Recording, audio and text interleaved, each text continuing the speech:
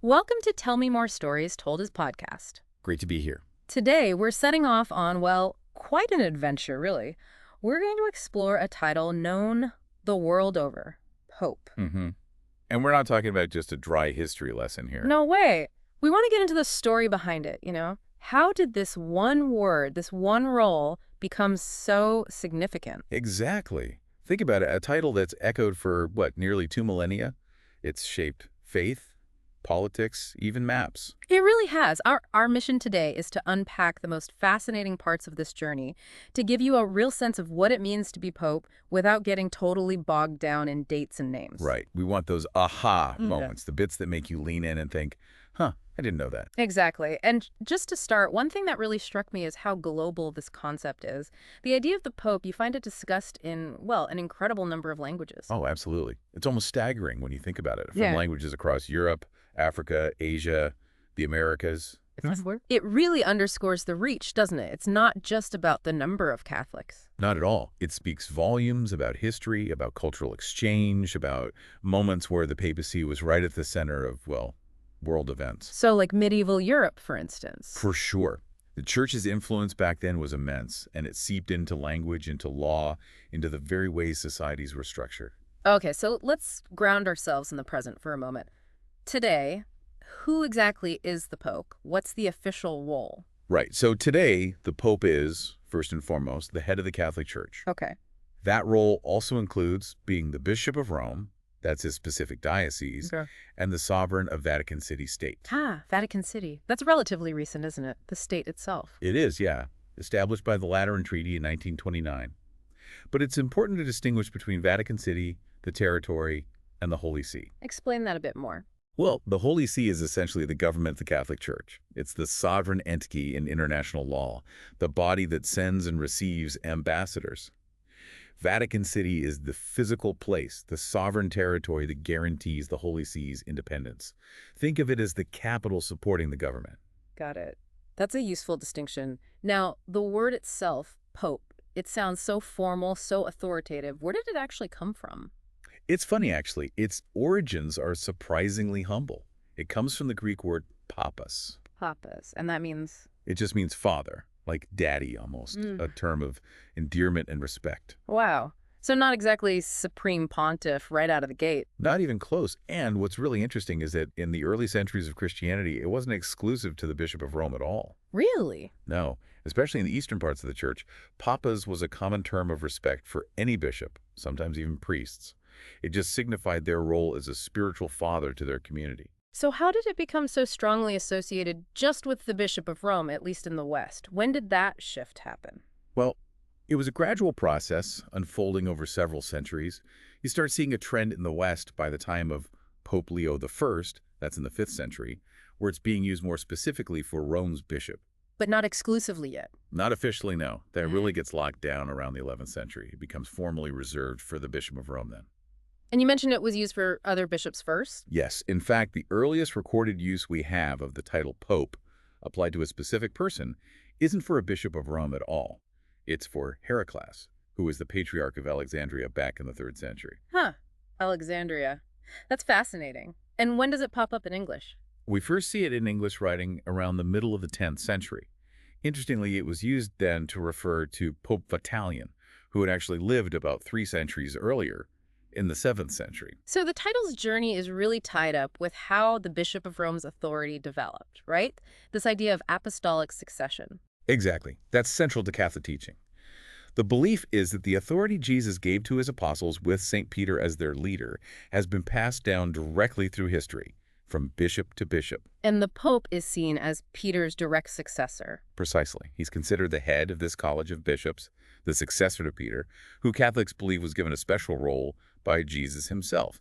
This is where titles like Supreme Pontiff come from, pontiff meaning bridge builder, the ultimate bridge builder between God and humanity. And Peter's role, you mentioned the scriptures, there are some key passages there. Oh, absolutely. Several passages in the Gospels are seen as foundational. The most famous is probably Matthew 16:18 to 19. That's the on this rock passage. That's the one. Jesus says to Peter, "You are Peter Petros, And on this rock, Petra, I will build my church. I will give you the keys of the kingdom of heaven. The keys. You always see popes depicted with keys. Yes, those keys are a hugely important symbol of the authority believed to have been given to Peter, the authority to bind and loose, essentially to govern the church. Are there others? There are. In Luke's gospel, Jesus tells Peter, after predicting his denial, "But I have prayed for you that your faith may not fail. And when you have turned back, strengthen your brothers." Strengthening his brothers. Okay. And in John's gospel, after the resurrection, Jesus asks Peter 3 times, "Do you love me?" And each time tells him, "Feed my lambs," or "Tend my sheep," or "Feed my sheep."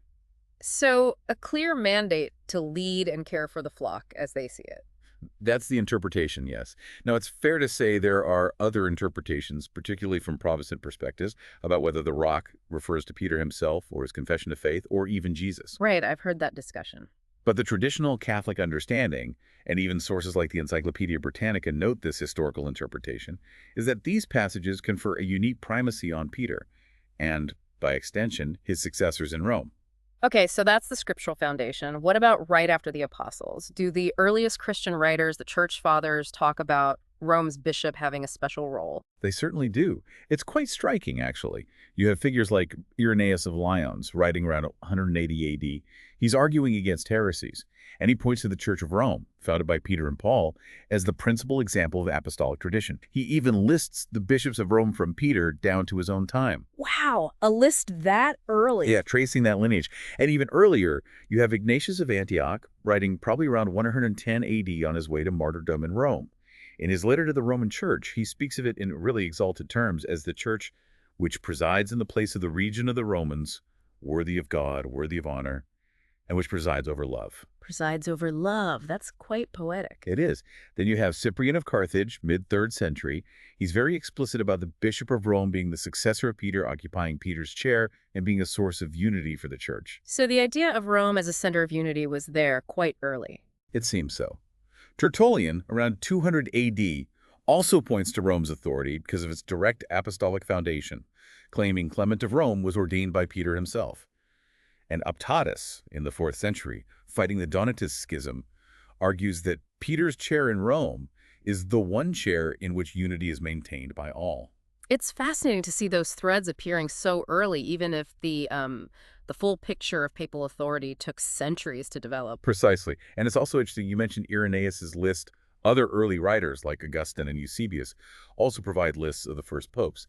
They generally agree, but sometimes the order of the very first few, after Peter, Linus, Cletus, Clement, can vary slightly. It shows these traditions were still being solidified. Now, earlier you mentioned Alexandria using the title Pope. That brings me to something I found really surprising. The title isn't only used for the Catholic Pope, is it? Ah, yes. That's a fantastic point and a great bit of trivia, really. You're absolutely right. The title Pope is also the official title for the head of the Coptic Orthodox Church, the Bishop of Alexandria. The Coptic Pope. Exactly. His full title is Pope of Alexandria and Patriarch of all Africa on the Holy Apostolic See of St. Mark the Evangelist. So a very ancient and respected lineage there, too. And wasn't it also used for the Greek Orthodox Patriarch of Alexandria? It is, yes. Both the Coptic and Greek Orthodox leaders in Alexandria hold the title Pope. And it doesn't stop there, does it? No. Get this, in several Eastern Orthodox countries, like Bulgaria, Russia, Serbia, Macedonia, the word pope, or a local variation, is actually the common, informal term used for a regular village priest. You're kidding. So, like, Father John might just be called Pope John down at the local church. Pretty much, in colloquial speech. Yeah. It harks back to that original meaning of father.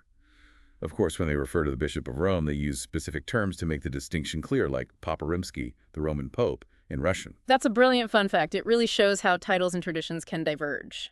Okay, so we've looked at origins, authority, early history. What about the broader sweep? The papacy's journey through time has been pretty dramatic, hasn't it? Oh, incredibly so. It's a real epic. You start with the early church, spreading Christianity, defining doctrines amidst persecution. Then comes the Middle Ages, and the popes gain enormous secular power. Right, influencing kings, crowning emperors. Exactly. Think of Pope Leo III crowning Charlemagne in 800 AD. They acted as major political players, arbitrators between kingdoms. But it wasn't all smooth sailing. No, I imagine not. There were definite low points, like the period sometimes called the Saeculum Obscurum in the 10th century, marred by political interference and scandal. Then major reforms, like the Gregorian reforms in the 11th century, aimed at cleaning things up and asserting church independence. And the big splits. Huge moments. The East-West Schism in 1054 formally separated Rome from the Eastern Orthodox churches. Later, the Avignon Papacy, where the popes lived in France for nearly 70 years in the 14th century. That must have caused issues. Big time. It led directly to the Western Schism, where you had two, and eventually even three, rival claimants to the papacy at the same time. A major crisis of authority. Wow. And then, of course, the Reformation. A massive earthquake. The challenges from figures like Luther and Calvin fundamentally questioned papal authority and led to the fragmentation of Western Christianity. The Catholic Church responded with its own counter-reformation, or Catholic Reformation. Reasserting its doctrines. Yes, things like the Council of Trent, alongside internal reforms. But over the following centuries, especially with the rise of nation-states and secularism, the Pope's direct political power waned significantly. Losing the Papal States. Exactly. With the unification of Italy in 1870, that was a turning point. It led to a greater focus on the Pope's spiritual and moral authority, culminating, paradoxically perhaps, in the declaration of papal infallibility that same year, 1870. And finally, Vatican City in 1929, giving the papacy its own independent territory again. Right, sort of closing one chapter and opening another, focusing on that independent spiritual role. It's an incredible amount of history packed into one institution. It truly is. If you're finding this journey through history as fascinating as we are, maybe now's a good moment to hit that subscribe button. That way you won't miss any of our future deep dives here on Tell Me More Stories Told as podcast. Absolutely. We've got plenty more stories to tell. Okay, so let's talk about how we get a new pope. The process, the conclave, it's shrouded in secrecy, isn't it? It really is, and intentionally so.